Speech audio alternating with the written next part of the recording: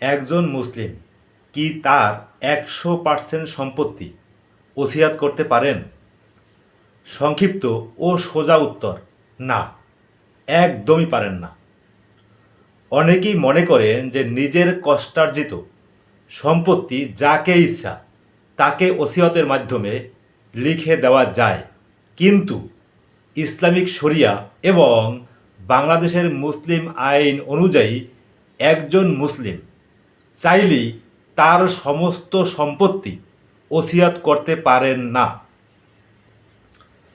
আইন অনুযায়ী একজন সুস্থ মস্তিষ্কের প্রাপ্তবয়স্ক মুসলিম ব্যক্তি তার মোট সম্পত্তির সর্বোচ্চ 1/3 ওসিয়াত করতে পারেন। তবে ব্যতিক্রম হলো 1/3 বেশি ওসিয়াত করলে তা তখনই কার্যকর হবে যদি ওসিয়তকারীর মৃত্যুর পর তার বৈধ ওয়ারিশরা তাতে সম্মতি দেন। ওয়ারিশরা আপত্তি জানালে 1/3 অতিরিক্ত অংশ বাতিল হয়ে যাবে। ওয়ারিশদের কারো নামে ওসিয়াত করলে বাকি সব ওয়ারিশের সম্মতি বাধ্যতামূলক।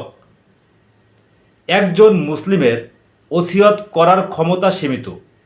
শরিয়া ও আইনের উদ্দেশ্য হল মূল ওয়ারিশদের অধিকার সুরক্ষা করা, যেন ওসিয়তের মাধ্যমে কোনো আইনি ওয়ারিশকে তার প্রাপ্য অধিকার থেকে বঞ্চিত না করা হয়। যে কোনো ওসিয়াত কার্যকর করার আগে দুটি কাজ করা বাধ্যতামূলক: মৃত্যুর পর ওসিয়তকারীর দাপন কাপনের খরচ পরিশোধ করা এবং ওসিয়তকারীর কোনো ঋণ থাকলে তা পূর্ণাঙ্গ পরিশোধ করা। এসব মেটানোর পর যে সম্পত্তি অবশিষ্ট থাকবে কেবল তার 1/3 ওসিয়াত অনুযায়ী বন্টন করা যাবে। মূল কথা হলো, নিজের সম্পত্তি হলেও ইচ্ছামতো 100% কাউকে ওসিয়ত মূলে লিখে দিয়ে আসল ওয়ারিশদের বঞ্চিত করার সুযোগ মুসলিম আইনে নেই। আইন ও শরিয়া উভয়ই ওয়ারিশদের অধিকার রক্ষায় শক্ত প্রাচীর তুলে দিয়েছে।